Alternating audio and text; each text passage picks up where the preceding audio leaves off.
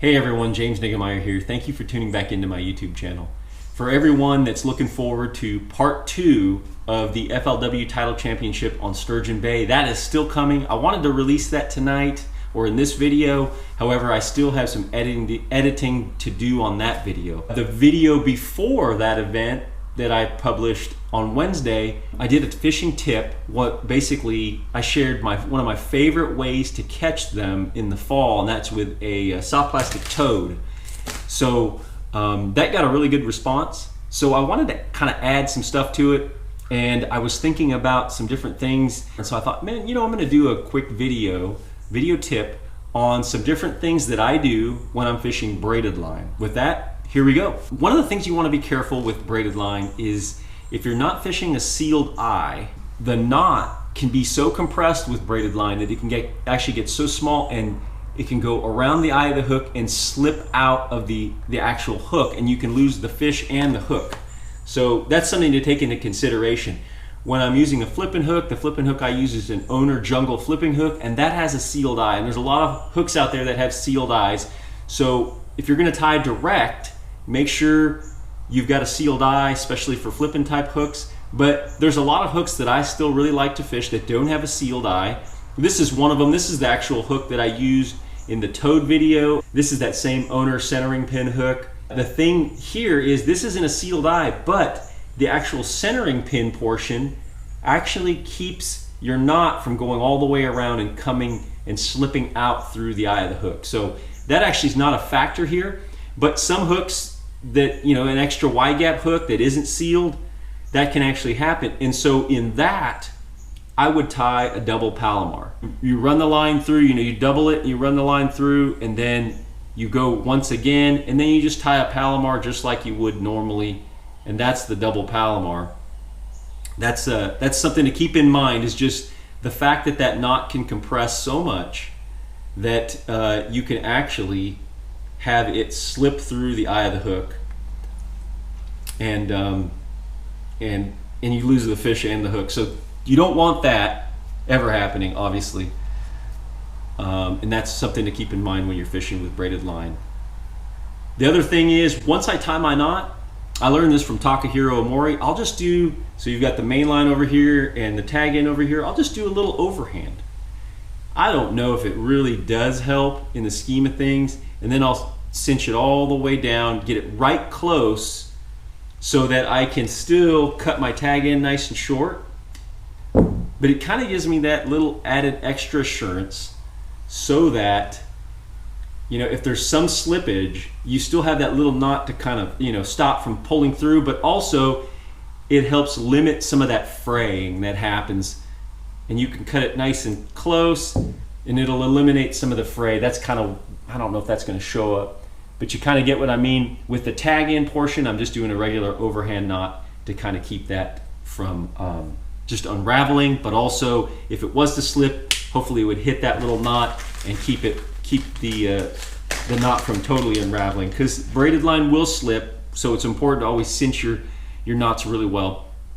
And then with this guy, I'm just putting on a toad here. One of the things that I started doing when I first started fishing toads, surface, soft plastic toads like this, one of the makers came with a little soft plastic bead, and that it came in the package, and I started using it not because I knew what it was for, but because I thought, well, if they put it in there, then obviously it does serve some purpose.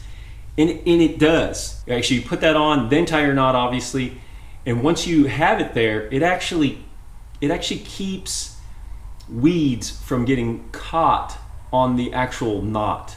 So that's a really cool deal that I really like, but it keeps stuff from collecting on the knot, because the knot, obviously, especially if you're not, the knot is like this, it gives a place for something to get caught, like in a V or a wedge, and this will just kind of pull it right through. So the little bead is like a 6mm. Obviously, you just let it run up against the toad like that, and then you just hook the toad like you would normally. You don't have to have it, but it does help keep weeds off the hook. That's a pretty neat little deal. I wanted to share that with you guys. So that's number one. Number two, I've been using these beads also when I'm snelling. When I'm flipping heavy weights, like this is a 1 ounce tungsten weight, I've been using these beads when I'm snelling. And these are actually made by, I'm not sponsored by them, I'm not affiliated with them, Fitzgerald. They're a bead that's not, I think it's kind of a composite material or something like that, but I think you could do it with a lot of different beads. But the purpose of it here is when you snell a lot of times, it'll actually, if the weight hits the top of the bait like that, it'll actually tear your bait. And this bead actually stops it from tearing the bait. And so that's kind of a neat thing. The verdict's still out for me on that. I'm not 100% sure if I really like it, but I've been playing with that. It does cut down on baits tearing when you're flipping and punching heavy weights like ounce or heavier through matted vegetation. I do feel it does one thing, I know for sure.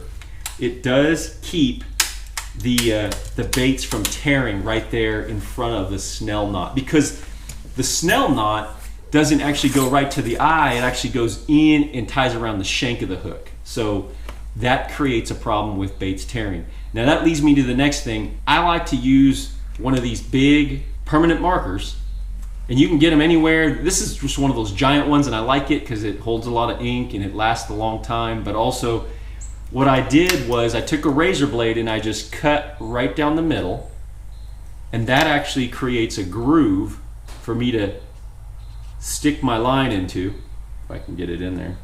There it is.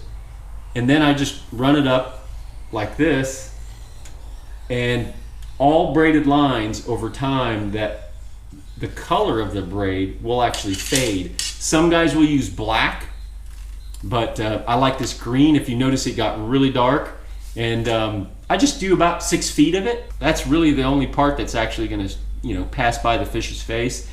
And if the fish is examining it closely before it bites it, maybe it's a 1 hop, 2 hop, 3 hop thing. Well, I feel like that just kind of camouflages it a little bit more. I had recently used the marker to color that one section, so for the purposes of a demonstration, just so you can see, this is more faded. This is all, just what happens over time from the line passing through cover and being faded by the sun. So I'm just to show you just how much darker it can get. And it works really well. It doesn't last a whole long time, but it does the job, restores the green color. I feel like it camouflages it quite a bit. It's a great thing to do. You don't necessarily have to have the jumbo size marker like I've got, but any kind of permanent marker. I like green. A lot of guys that go with black, but that's definitely the thing that I like to do. I feel like in my mind it gets me, may get me a few more bites over the course of a few months or a year. That might not be the case, but a lot of times it's all about confidence, and what goes on up here is super important. If you're confident in your presentation, you're confident in the way that you present it, and I don't know why that makes a difference, but it does. And it makes a difference in the number of bites that you're going to get in a day. I'm clearly convinced of. So I like to throw my topwaters on braids. Sometimes I put a monofilament leader. This one actually doesn't. I do like a split ring when I'm throwing topwater baits with braided line, because obviously if the fish turns and stuff like that, or in the casting of a day and the working of the bait, that braided line can work its way out. But if you have, not the oval one, the round one, if you're using a round one, that can happen. If you get one of these teardrop shaped ones, then it can't, because it still has the roundness of the bait, so it has that freedom to want to work and move, but the line is going to stay tied to the end of, or the pointed part of that teardrop. I really like this when I'm fishing braided line. I like it when I'm fishing anything, but braided line, if you're not tying a loop knot, I suggest putting on a split ring and one of these if you can find them. This is actually an owner teardrop shaped split ring. Really a killer. deal there to keep your baits moving free, but also to keep your line from kind of moving all the way through that eye, all the way through the split ring, and then losing the bait and the fish.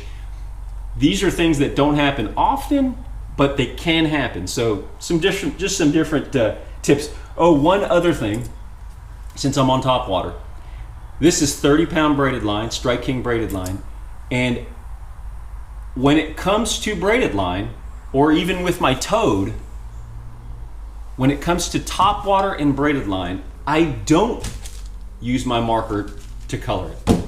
And here's why. In my mind, now, again, it may not make a difference, it may make a difference, but the bottom line is confidence. What you believe, you present your presentations better, you fish them better. It's all about confidence. So I don't use the marker to make mine green. Once it get, I'll tie it on and it's green in the beginning, but once it fades, I don't color it again, because this is my thought process. When a fish is looking up, when you have that hard, solid, dark green line coming across the surface of the water, especially in really clear water situations, I do feel like they can see that a little bit more when it's dark. When it's white or when it's faded like this, I feel like that blends in with the sky. Sometimes you want to use the green, especially when I feel like the bait is going below the surface to camouflage your line. But when it's up on top of the surface, I don't feel like it's important to, because I do, again, feel like that faded white line, that faded braided line up against the sky kind of blends in with the sky a little bit more than having that hard silhouette. So those are just some quick tips on braided line, some different things that I do. In your mind, they may not make a difference, and they may not make a difference. My friend Jeremy King, he says he's an odds man. He likes to stack the odds in his favor, but I definitely like that. I am an odds man as well. I like to stack the odds in my favor. That's it for now, guys. If you like this video, please give me a thumbs up. If you do some of these things, and maybe I've left out a thing that you think is an important thing that you want to share, please leave it in the comment section. Love to see that and read that and share it with all the other guys that are watching. But also, if you feel like some of your friends might get something out of this video, please share it somewhere with some of your friends. Just take the link and send it to a friend, pass it around. I appreciate you guys watching, and until next time, good fishing.